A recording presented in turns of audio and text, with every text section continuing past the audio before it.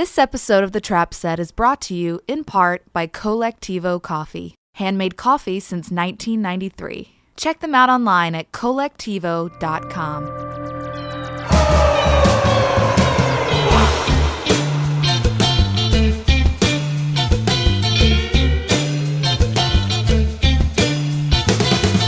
This is Joe Wong. Welcome to The Trap Set, where each week we explore the lives of drummers. I want to play something for you. Follow me, compadre.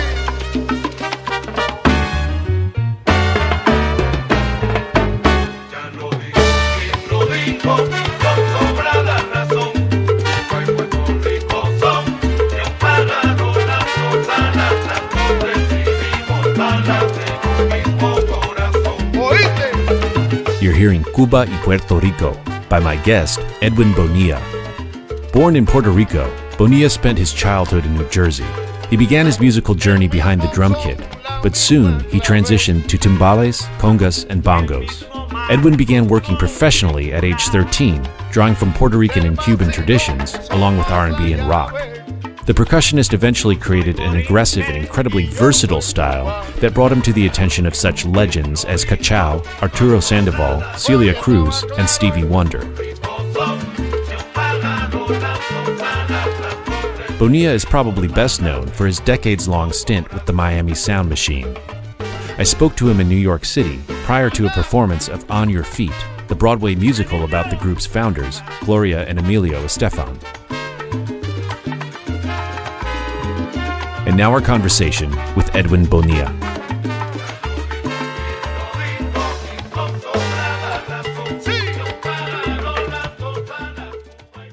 I was in Puerto Rico. My mother came up here to work, and she met my stepdad, and he brought me up here. Got it. So I grew up with him. I grew up with a great stepdad. Yeah, it was great. Did you have a big family, like lots of brothers and sisters, no, stepbrothers, stepsisters? Just one sister. Okay. From him. Yeah. Okay, cool. And is she a musician? No, she's not. No, she's smart. She's an accountant, and she's still in Miami. What possessed you to want to take drum lessons at age 7? Had you seen somebody on TV? Just watching on TV, yeah. And back then there were shows like the Midnight Special. I would show all the best rock bands in the world that came out on that show. So yeah, I just wanted to bang away. And I started with the pots and pans in my house, like we all do, meeting on pots and pans. Did you think of music as a viable career for yourself, or did it seem more like a fantasy at that point? I felt like a career. I always say, when I was a youngster in Jersey and I would come to New York, in my mind, I would always say, I see myself playing in Madison Square Garden. I see myself touring around the world. I see myself doing that, and if I keep it up, it'll happen. Did you always have that vision for yourself? I kind of had the vision, and everybody helped me. All of my family members, I had a big large support group. They kept me away from trouble. Get out of here, and they didn't want me to do anything. Well, what kind of trouble was around? All kind of trouble. There was a lot of gangs, a lot of drugs, a lot of fights and everything, and they were much older than me, my cousins, so they kept me away from a lot of that, and they took care of me. They made sure I was safe, and since the area where I was from, all that was around, and they were kind of part of it because they were from there. Nobody messed with me in school, so I have really not too many enemies, not too much, not many problems. Were you focused on music by then? I learned a little bit of piano there. I took a piano lab there. And then after that, I was going to go to college, but then I proceeded to play because I started playing at age 14.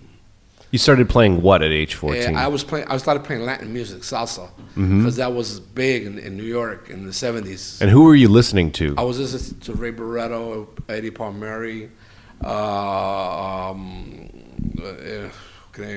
Roberto Roena, anybody you can name that was out there at that time, Willie Colon at the Lobo. the huge cats, because that's what you heard on the radio.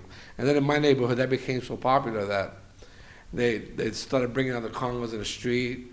A lot of Latin people started moving to my area, and they played.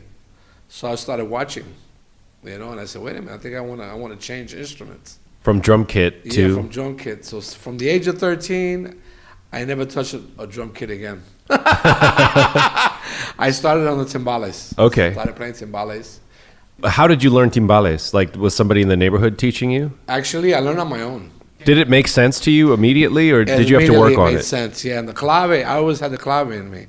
The clave was like engraved in me. Did anybody kind of step in and mentor you and get you to the next level, or were you always self-taught as far as percussion is concerned? Okay, in percussion, as far as percussion, I was pretty much self-taught. I was mentored a little bit by a guy called Little Ray Romero, which was he played all percussion. He was in playing since the 40s, and I went to there was a school here called Drums Collective, right, in 1977, and the first year that it opened, I went there. I was a kid, and I wanted to learn more about timbales, the basics. So he showed me the basics in one day. It was like I was doing my left hand wrong. Then he told me, I think what you should do is actually get into reading, get your reading more together, get more into reading. So I kept going to that school another year, and I got into reading rhythm. Was this after high school? This was after high school. Yeah. I read a little bit in high school, but here they got me to read. Were you making a living as a percussionist at that point? I was pretty much, yes, I was. Because I was playing with a lot of local bands. But I had part-time work. I mean, it wasn't enough for me to live off. What were you doing part-time? Part-time, I worked in a library, drugstores.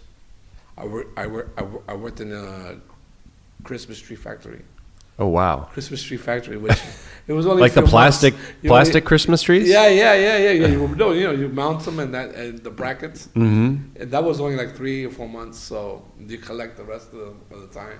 How did you transition into playing professionally? Professionally, that came at around age 19, 20. There was a charanga band from my hometown. And I never liked it, because I never liked charanga. I never liked it. Because I didn't really understand. I thought it was too bland and too easy. That's what, it just has flute and violins, Yeah. I don't know if you know what charanga is. Yeah. But that's it. And I thought back then it was too bland. I liked the brass, the big brass sound and all that, and the kicks and all that. But their timbalero, they got rid of them, and they called me up. And they were all over the radio, actually. And I was like, I did a gig or two, and they loved me. But then I thought about it. I don't think I want to do something else. And they kept they literally begged me to go to play with them. Mm-hmm. So I started playing with Casino, and I lasted with them 3-4 years. And from there on, I met, because we traveled to Miami a lot. They were a big hit in Miami. So that's where I started meeting all the people from Miami. And it was, we would go to a club and be there 2 or 3 weeks, maybe a month. But we were there a lot. Afterwards, I went there, and there was a guy named Hansel. There's a band there called Hansel and Raul Charanga. They were a very big hit in the 80s and 90s over there. And they come from New York, actually. They were from Charanga 76. Okay. So he asked me if he told me, man, there's really no timbalero here that plays like that, like you play here. What does that mean? That plays like you? Did you have a style by then? Yeah, I knew how to play. I knew how to play salsa, because there are different styles. Do you feel like you had your own unique style by then? I had my own style, yes, but I had that style too. That style of playing timbales has their own different riffs, as if you're playing salsa or something else. Right. You have the certain licks that that could only be in charanga. Mm-hmm. And I had that, and there weren't too many people there that I had it. So I said, yeah, let me see, I think about it. And 6 months later, he called me, and I moved down there. And I moved down there thinking, what I would like to play with? Miami Sound Machine. Gloria Estefan. But she already had conga. Okay. She had So she already had a huge hit. Yeah, she already had a huge hit. And I was like, man, that's what I want to do. I don't, and it led to that. Actually, it took me like 4 years. 4 years, but I got to play with her because of a recording I did for her trumpet player. It's interesting how you had your intentions set on doing that, and Yes, it actually I did. happened. Yeah, it was a dream come true.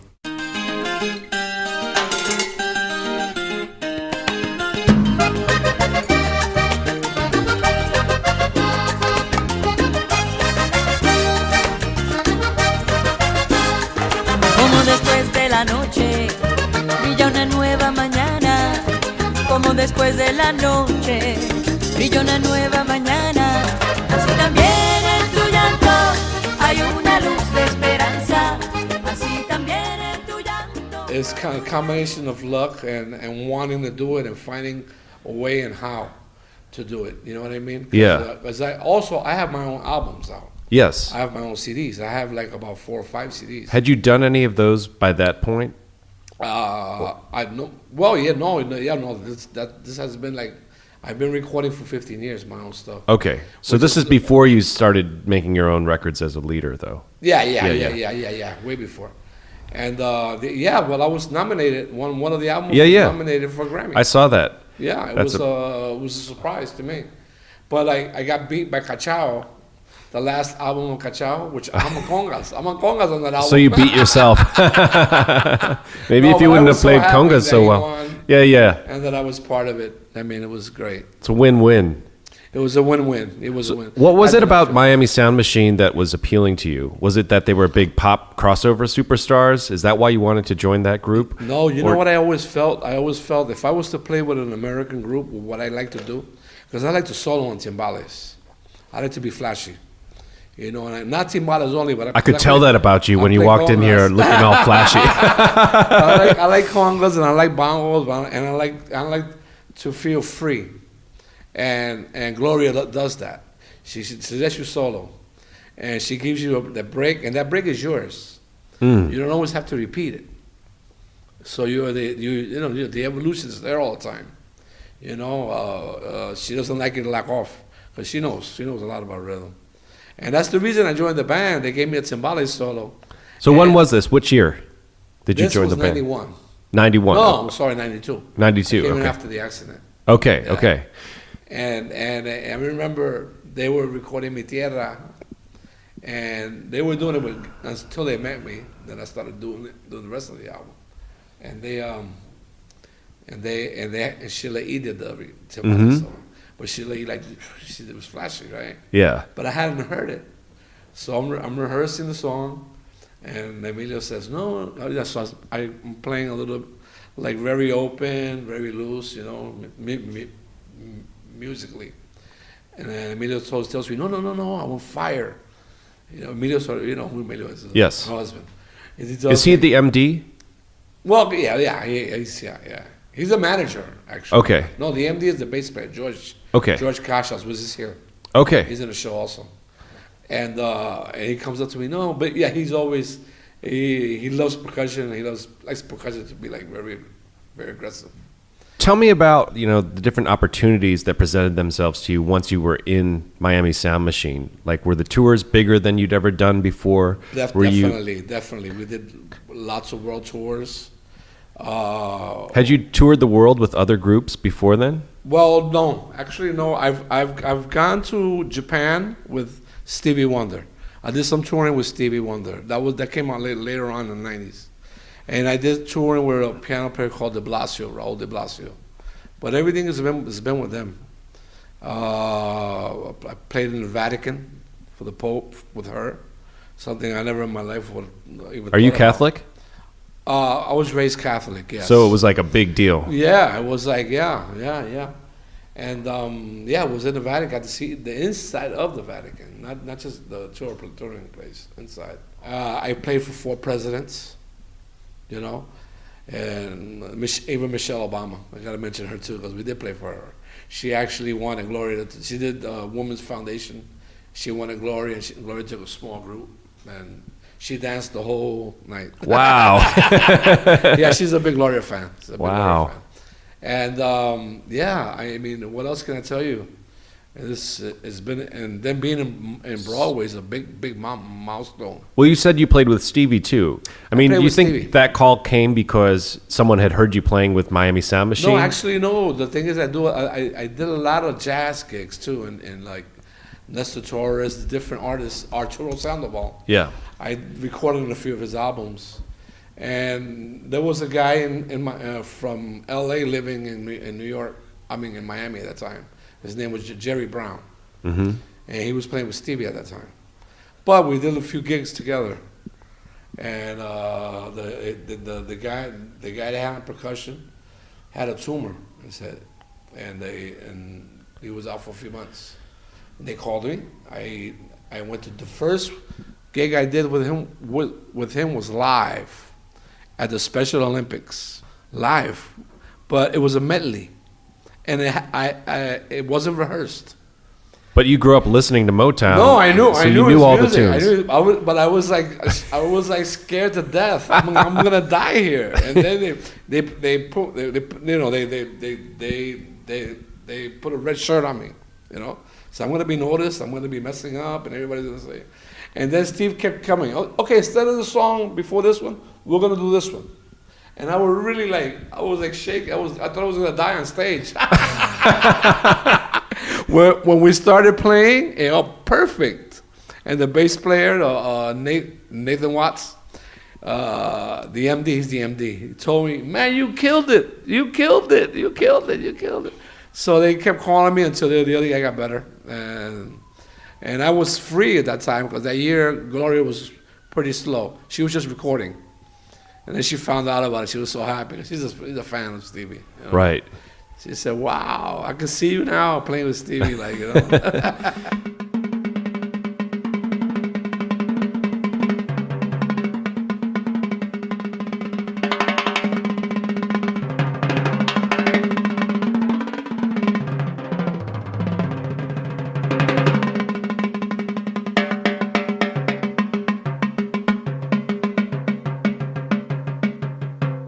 The Trap Set will always be available for free, but we rely on donations from our listeners. Please visit our website at thetrapset.net and click donate. Subscribe to our show on iTunes, and if you enjoy what you hear, give us a review. Tell me what the band dynamic is like in Miami Sound Machine. Like, is it like a big family?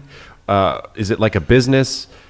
How does it feel like to be part of that group? I mean, you've been doing it for so long now. It's a family. There's all of us have been there like more than 25 years, the majority. Oben, the drummer. We have a few guys that are new, but being new, I would say they've been there for like 12 years already, 13. So yeah, it's like a family, and plus they're very loyal. Gloria, it would have to be that you want to leave or that just don't want to do it anymore, or you mess up big time. Right. For her to get rid of you. She's so loyal, What was the inspiration to start releasing your own music, your own albums? Well, I have a friend of mine. He's like my brother. He plays all these different instruments, and he's a great arranger. And we've always got along. We recorded a lot in Miami. And I asked him, "Would you like to do a project together? How much would it take for you and me to do a project together?" "Oh man, that's nothing. It'll be like we did it in 4 days. Our first album. We did it in 4 days. Recorded and mixed it. Yeah, everything. Mixed and everything. Because we already knew what we wanted to do, and we did some standards. Okay. We did standards, so it was pretty much done very, very quickly. Boom, boom, boom, boom. And one of the songs is still a hit here in the clubs. It became a DJ favorite, and so you get all these letters from. There's people that don't even know I play with Gloria. They think I have my own band. Like, what are you doing playing with Gloria? So wait a minute. They think that my band is like I travel all over the world and everything, and I don't. I have a band in Miami, but we barely gigged a lot. I mean, if the money wasn't right, I never. And from there, I did my second album, which was Suela Candela, very percussive. Very percussive, but not technically percussive. Just strong in-your-face type style that makes you want to get up and dance, even if you do not dance Latin music. That was the idea. Do you dance? I dance a little bit. Okay. Yes, I do. And then I did number 3, and then number 4 was the one that was nominated. Right. But that was like, when I got that nomination, I didn't know, but a lot of people wrote to me and said, man, that's been a long time coming. Huh. I was like, wow. I was like, you know. You're going to get it on number 5 then, right? Number 5 came out and it was nominated. Okay. But it's really good. It's really good. It's really good. It's really good.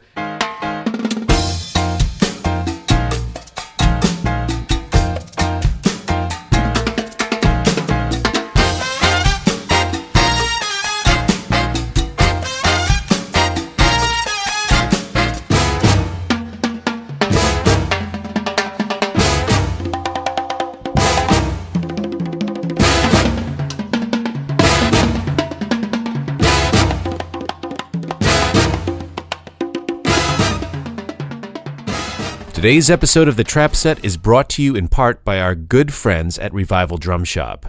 Revival is community-oriented, and they feature a one-of-a-kind collection of vintage and handmade custom drums, eclectic percussion, lessons, and rentals. They're truly one of the great drum shops of the world, and you can check them out the next time you're in Portland, Oregon, or online at revivaldrumshop.com. What have you learned from being the leader that you have been able to incorporate into your creative style?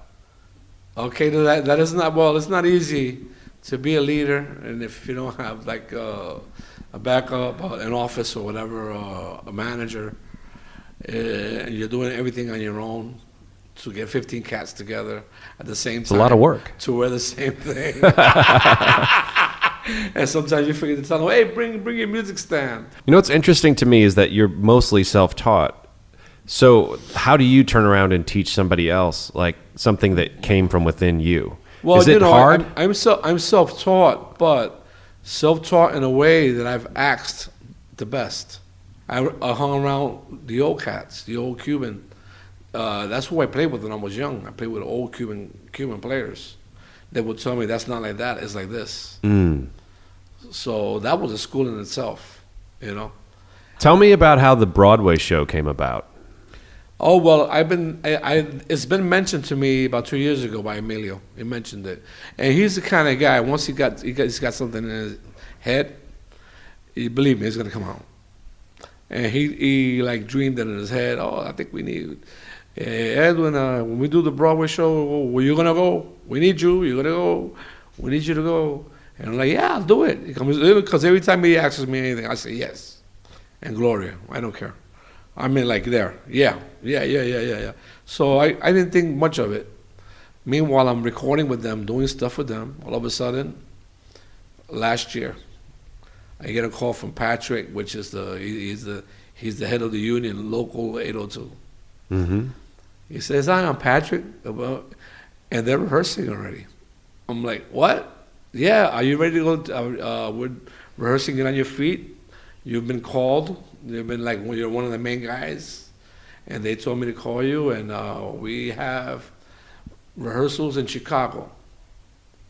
So you'll be leaving this time. Oh, okay." But I knew about it. I just didn't see it as I didn't see it coming about, before my face. Me being part of it, to me, it's been very uplifting. Was it a new challenge at first? Yes, it was. Yes. How did it differ from actually playing concerts? Okay, it differed from there because you're playing for an audience, Broadway audience, and you have monologues. You have you have actors, so you have to play around the actors. The arrangements were changed. A lot of it's changed for the better. And you might seem it's not for the better, but then after it's all done, it is for the better. It is for the acting, the dialogues, everything is going on, and we did like. The funny thing is, we did like two months and a half at the Oriental Theater in Chicago. And we rehearsed 3 days. 3 days? 3 hours. It was 3 hours a day. Uh-huh. And I'm like, I didn't bring anything. I just bought jeans and everything. And then I hear, okay, well, we'll do the pre-show, the preview shows start Monday at 7. What? We're not even ready. I mean, everything was changing. So we actually rehearsed in front of a live audience. Every day the music was changed. You go to your book and it was like, no, they moved this page, you're going to move over here. And that was challenging for me. Mm-hmm. And as far as the style of the music, we wanted to bring our own style, and they said, no, you have to bring it down a little here because it's theater, and yeah, we've learned how to do that.